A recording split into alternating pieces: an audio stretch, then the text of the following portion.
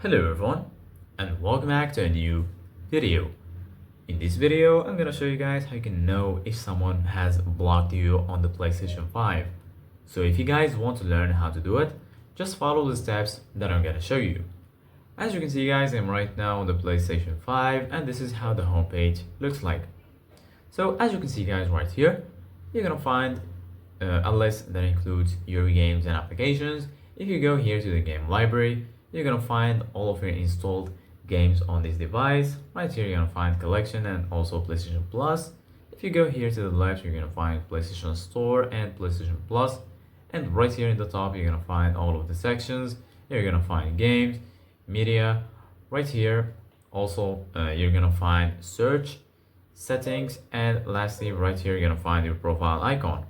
So basically guys, right now, if you want to know if someone has blocked you on your PlayStation account, just go ahead and click on the PS button on your controller, and then here in the bottom you're gonna find home. Here you're gonna find switcher, notifications, game base, and so on. Go ahead and click on game base, and then right here in game base you're gonna find all of these sections. Here you're gonna find friends, parties, messages, and right here you're gonna find Discord.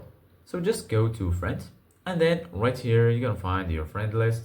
Here you're gonna find your online friends, and here you're gonna find your offline friends.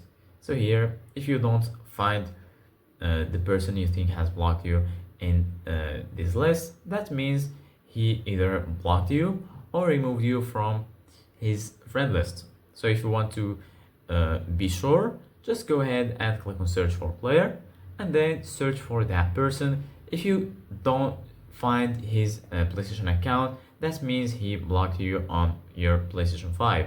So this is it guys for today's video. Thank you guys for watching. See you guys in the next video.